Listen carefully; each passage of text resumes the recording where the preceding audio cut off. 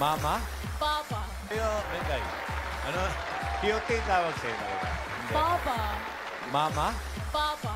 Mama, Papa? Papa. Baba? Papa. Oo. Shout out, Papa. Welcome back, mga kaaldab. Ito po yung sinasabi sa atin, mga kaaldab. O yung video na sinasabi ko nga po at pinapakita ko po sa inyo. Di po ba? Ito dapat simple lang na tinanong to ni Joey. Pero kaya sinabi ko, mga kaaldab, mahirap pong mag-react ha. Mahirap magkomento. May kanya-kanya tayong opinion at pananaw. Tama naman po yung mga sinasabi ko at pinapaliwanag ko. Kung titignan nyo kasi, bakit hindi direktang sinabi ni Joey De Leon kay Mengay na ano nga po ba tawag sa'yo ni Arjo o ni Congressman Arjo? Respeto naman, di po ba? Respeto lang. Di po ba? Hindi niya masabi. Tapos yung si Mengay naman po hindi niya masabi na ang tawag talaga sa akin ni Arjo pag sa bahay lang kami. Di po ba? Natatawa po ako, mga kaaldab. Kinikilig po sila kay Buba. Di po ba? Shout out kay Buba. Sino kaya yung si Buba? Di po ba?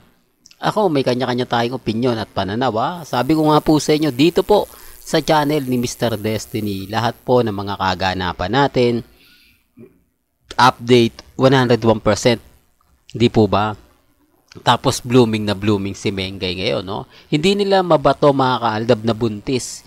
Hindi nila mabato na buntis yan si Mengay, kaya blooming. Kita nyo, ang laki ng tiyan.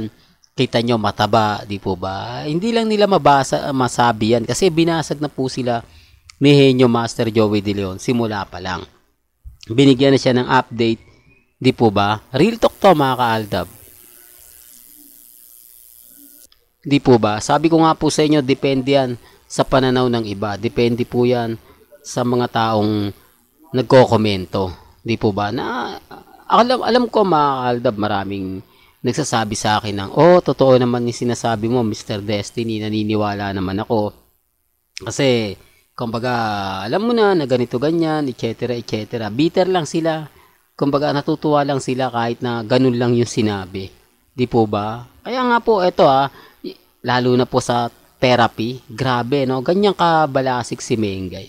Ganyang kahusay si Mengay pagdating sa mga galawan. Kaya nga sabi ko, malabo nang mabalik pa si Mengay sa barangay kasi kulang na kulang po talaga sila. Dito ramdam mo yung chemistry ni Mengay kapag nasa EAT. Wala silang, siya talaga yung nilalapitan ni Joey De Leon. Dati-rati si Atasha Mulak yan, di po ba? Kapag dati wala si Mengay, dumidikit talaga si kay Atasha, pero wala na kumbaga wala yung punchline na hinahanap ni Joey De Leon. Yung tipong kailangan, alam mo rin, kailangan hindi sila yung mangunguna. Dapat ikaw gumagawa ka ng sarili mong punchline para mas maganda. Di po ba? Hindi yung tipo na umaasa na lang talaga siya sa mga legit dabber cards. Totoo naman po yung sinasabi ko. Bata pa po si Atasha. Medyo mahirap pang makaintindi. Lalo na po spokening dollar po siya. May mga salita kasi, lalo na po si Henyo Master Joey De Leon, talagang hindi niya maintindihan. Dahil kumbaga, malalim to minsan magsalita ng Tagalog.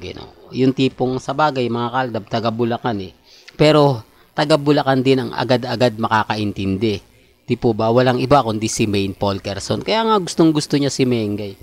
Kaya nga yung mga kaganapan, sinasabi niya naman po talaga. Kaya lang, syempre, gaya nga po ng pinapaliwanag ko, dito po sa channel ni Mr. Destiny, wala pong pilitan. Kung ano naman po yung latest, kung ano yung trending, dun lang po tayo. Di po ba? Kaya nga po, kampante ako, matatag sa mga bali-balita, sa mga nagsasabi ng ganito, nagsasabi ng ganyan. Di po ba? Hindi naman po ako nagpapatinag agad-agad. Real talk yan, mga kaaldab. Bahala po sila kung ano po yung isipin nila. Real talk yan, mga kaaldab. At pag-usapan naman po natin, mga kaaldab, si Ogie Diaz. Trending po ito, number 1 trending sa Twitter. Pinagpepiestahan sa Facebook at pinagpepiestahan sa Instagram. Sa Facebook po, nag-post yung mga fans ni Daniel Padilla, ni Kat, na Ogie Diaz fake news. Kumbaga, sinasabi niya kasi na, kumbaga, si Andrea Brillantes nga po raw ang lihim na kinakatagpo ni Daniel Padilla. Kaya nga po sabi ko nga po sa inyo, ang bilis ng karma. Dati Aldab ang binabanatan niya, ngayon baliktad yung sitwasyon. Si naman po talaga yung, alam niyo sa totoo lang po mga ka-Aldab, may mga bagay-bagay po na mahirap nga po talagang ipaliwanag. Na yung Aldab hindi kami nagre-react. Kasi nga po kapag nag-react kami, dilulo kami, kulto kami. Di po ba? Paano ka makapagre-react dun sa website, sa channel niya? Panay pangbabas lang po yung sinasabi sa atin. Kapag kasi nag-react ka na, hindi, totoo yan, etc. Agad-agad may magre-react pabor sa kanya. Ngayon, ano masasabi niya? Di po ba? Ano ngayon ang masasabi ni Ogie Diaz sa kumakalat ngayon at talagang siya yung pinagpepiestahan sa kanyang channel? Kumbaga, yung Katnel na yan, binabasag na siya. Yan ang sinasabi ko mga ka-Aldab, para lang makarami ka ng views, para lang makuha mo yung simpatya ng mga netizen, gagawin mo yon. Di po ba? Wala po tayong ginagamit na nagkita sila ayon po sa aking source, madalas daw talagang, di po ba? Kasi alam natin yung katotohanan, kaya nga sabi ko may tamang panahon Pag dumating yung tamang panahon, magkakaalaman na. Hanggat single si Alden, hanggat nananatili po siyang, kumbaga, yung nasa dulo ng dila natin, mga ka-Aldab, mag-aantay pa rin ang Aldab. Darating naman po yung point di po ba? Sabi ko nga po sa inyo, si Father Jeff, sinasabi nilang galit na kay Alden, magkaaway yung dalawa. Ngayon, nagsasama. Although, hindi nga pinopost ni Alden si Father Jeff. Siguro ayaw din ni Father Jeff na wag ka na mag-post sa sa social media account mo. Hayaan mo na ako mag-post.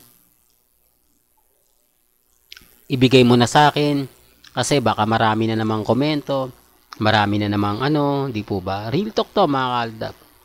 Well, hanggang dito na lang po ang ating latest updates. Kaya kung gusto nyo pa po ng pinaka-latest at sariwang update, abay tumutok lang po kayo dito sa channel ni Mr. Destiny para updated po kayo sa mga latest at sa mga bagong video po na ilalabas po natin. Kaya kung bago ka lang sa channel na to at isa kang true-blooded Aldab Nation na nagmamahal kina Mengay at Isoy, tama po ang channel na pinuntahan mo, kaya consider na po kitang bagong subscriber. At huwag mong kalimutang i-share ang mga video po natin sa mga mamis, sa mga titas, at sa mga senyor. Hanggang sa muli, salamat po sa panonood at pakikinig.